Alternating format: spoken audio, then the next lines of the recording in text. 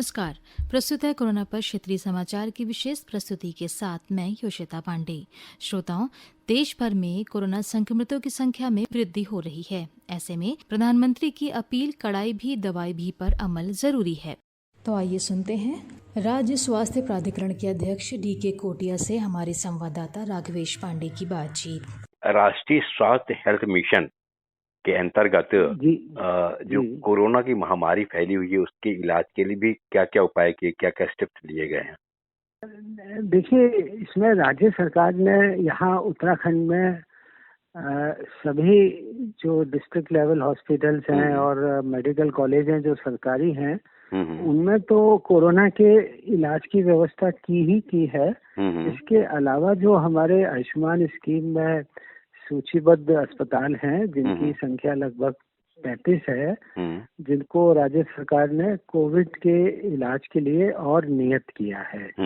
तो हम आयुष्मान योजना के अंतर्गत जो हमारे एम्पैनल्ड हॉस्पिटल्स हैं उनके माध्यम से कोरोना के जो प्रभावित मरीज हैं उनको निःशुल्क उपचार और कैशलेस उपचार हॉस्पिटल से जो एम्पैनल्ड है हमारे यहाँ उनसे दिलवा रहे हैं। मैं एक सामान्य व्यक्ति के रूप में जानना चाहूंगा कि मान ली मेरे पास आयुष्मान कार्ड है और मेरे परिवार में किसी कोई ना प्रभावित हो गया, कोई उसको अस्पताल में ले जाने की जरूरत है, तो क्या करना चाहिए, इसे कैसे जाना चाहिए, किन अस्पतालों में जाना चाहिए और कैसे इलाज मिलेगा फ्री ऑफ कॉस्ट? देखिए, सभी राजकीय अस्पतालों में जो डिस्ट्रिक्ट लेवल पर हैं और मेडिकल कॉलेज है उनमें तो इलाज है ही।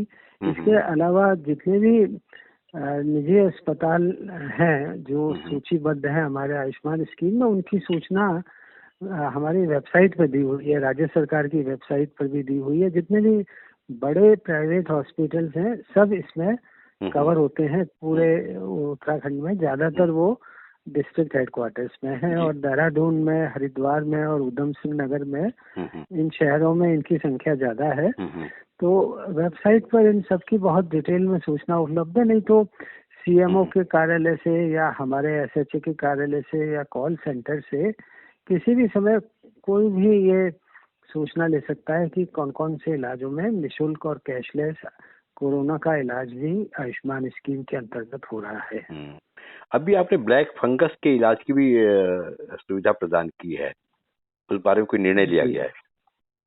जी, देखिए, ये ब्लैक फंगस नाम जिसको साधारण तौर पर हम कहते हैं, ये एक नया डेवलपमेंट है जो कोरोना से प्रभावित हुए हैं उनमें कुछ में ये स्थिति सामने आई है। हमारे उत्तराखंड में भी लगभग 60 से अधिक केसेस अभी तक आ चुके हैं। ज्यादातर का इलाज एम्स ऋषिकेश में चल रहा है। हिमालयन हॉस्पिटल, मेडिकल कॉलेज और माउंट एवरेस्ट मेडिकल कॉलेज में भी चल रहा है। इसके लिए अभी राज्य सरकार ने 17 मई को ही जो इलाज का एक प्रोटोकॉल है, इलाज का जो तरीका है, उसके संबंध में विस्तार से सभी हॉस्पिटल्स को निर्देश जारी किए हैं। और अभी इसका चूंकि नया बीमारी है, इसका पैकेज हमारी जो राष्ट्रीय स्तर पर नेशनल हेल्थ अथॉरिटी है उसने अभी निर्गत नहीं किया है इसका पैकेज, लेकिन हमारे यहाँ स्टेट हेल्थ अथॉरिटी ने उत्तराखंड में इसको अनस्पेसिफाइड पैकेज मानते हुए यदि कोई हमारा आयुष्मान कार्ड धारक इस ब्लैक फंगस उसको यदि डिटेक्ट होता है तो उसके लिए भी हमने सभी हॉस्पिटल्स को निर्देश दे दिए हैं और कुछ पेशेंट्स का इलाज आयुष्मान कार्ड के माध्यम से निःशुल्क प्रारंभ हो भी गया है। कहीं कहीं आयुष्मान कार्ड के दुरुपयोग की अस्पताल प्रशासन द्वारा दुरुपयोग की शिकायतें भी आती हैं कभी कभी, तो उनको देखते हुए क्या कार्रवाई की जा रही, क्या प्रावधान किए गए, कैसे क्या एहतियात बरता जा रहा है? देखिए, जो लाभार्थी हैं उनके द्वारा तो आयुष्मान कार्ड के दुरुपयोग की कोई भी स्थिति हमारे सामने नहीं आई है, लेकिन कुछ ये शिकायतें हमको जरूर प्राप्त हुई हैं कि हॉस्पिटल्स ने, जो हमारे प्राइवेट एम्पैनल्ड हॉस्पिटल्स हैं, उन्होंने आयुष्मान कार्ड को स्वीकार नहीं किया और निःशुल्क इलाज नहीं किया, मरीज से धनराशि ली, या ऐसी स्थिति भी सामने आई है कि चूंकि अप्रैल और मई के महीने में हॉस्पिटल्स में बेड की समस्या और बहुत सारा हॉस्पिटल्स पे प्रेशर था। जी। तो कुछ मरीज और उनके परिवारजन ने पहली प्राथमिकता किसी तरह हॉस्पिटल में एडमिशन की सोची, तो उन्होंने आयुष्मान कार्ड नहीं दिखाया। थोड़ा सा, वैसे बहुत ज्यादा नहीं होता है, लेकिन जरा सा पेपर वर्क भी होता है।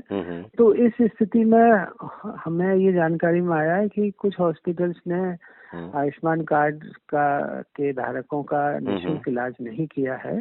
तो हमने इसमें तुरंत कार्रवाई करके सभी हॉस्पिटल से इस मामले को टेकअप करके उनके साथ बैठकें भी की हैं, उनको पत्र भी लिखा है कि ठीक है, कुछ मुश्किल परिस्थितियां थी, लेकिन अब वो जिनका भी इलाज उन्होंने किया है और धनराशि ली है आयुष्मान कार्ड जिनके पास है उनसे, उसको वो तुरंत वापस करें और उसका जो राइटफुल क्लेम है उसको हम स्टेट हेल्थ अथॉरिटी से, राज्य स्वास्थ्य प्राधिकरण से उनको प्रोवाइड कर देंगे, रिम्बर्स कर देंगे।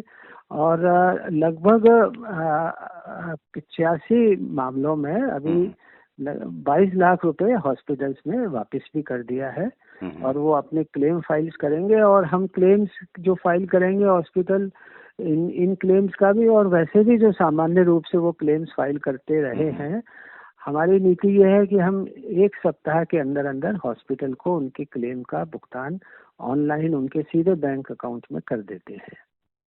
मोटे तौर पर बात की जाए तो उत्तराखंड में कितने आयुष्मान कार्ड के माध्यम से कितने लोग लाभान्वित हो रहे, एक औसत, एक और एवरेज की बात की जाए, कितने लोग लाभान्वित हो रहे हैं और कितना फायदा मिल रहा है लोगों को इसका? जी देखिए, मैं बताना चाहूँगा कि जब से ये थोड़ा सा सेकंड वेव शुरू हुई है, तब से ही हमारे सरकार ने प्राइवेट हॉस्पिटल्स को कोविड ट्रीटमेंट के लिए नियत किया है और इस लगभग 1.5 महीने के पीरियड में लगभग 3,500 आयुष्मान कार्ड धारकों ने कोविड का अपना इलाज विभिन्न अस्पतालों में निःशुल्क कराया है और उसके क्लेम्स लगभग 7.5 करोड़ रुपए का भुगतान हमने हॉस्पिटल्स को कर भी दिया है। तो ये कहा जा सकता है कि ये जो आमतौर पर कभी कभी इस तरह के भी शिकायतें लोग कर देते हैं, आरोप लगा देते हैं कि सब गरीब है, जो धनहीन है, जो संसाधन विहीन है, उसको इलाज मिलने में मुश्किलें आ रही, ये मिथ्या है, निराधार ये कहा जा सकता है, क्योंकि जब इतना ज्यादा लोग फायदा मिल रहा है तो ये आरोप मिथ्या ही कहा जा सकता है। हाँ देखिए, थोड़ा सा अभी लगता है कि जो हमारे बेनिफिशियरीज हैं, हालांकि उनकी संख्या पूरे प्रदेश में 3 लाख हो गई है जब से ये स्कीम प्रारंभ हुई है। 3 लाख व्यक्ति इस स्कीम के अंतर्गत निःशुल्क इलाज ले चुके हैं, लेकिन थोड़ी सी ये धारणा है कि जैसे ये गरीबों के लिए स्कीम है, वास्तव में हम लोगों ने यह सुनिश्चित किया है कि इलाज करने की क्वालिटी के मामले में कोई किसी तरीके का भेदभाव नहीं होगा, अन्यथा हम उस पर बहुत कड़ी कार्रवाई करते हैं, हॉस्पिटल पर पेनल्टी भी लगाते हैं। तो मैं समझता हूँ आप बिल्कुल, हम आपका भी सहयोग चाहेंगे कि ये योजना हमारे प्रदेश में बहुत अच्छी तरह चल रही है और सभी हॉस्पिटल्स हमें सहयोग भी दे रहे हैं। बड़े मेडिकल कॉलेज हैं, उनके यहाँ बहुत बड़ी संख्या में पेशेंट्स का इलाज हुआ है और बड़ी जटिल बीमारियों का भी इलाज हुआ है।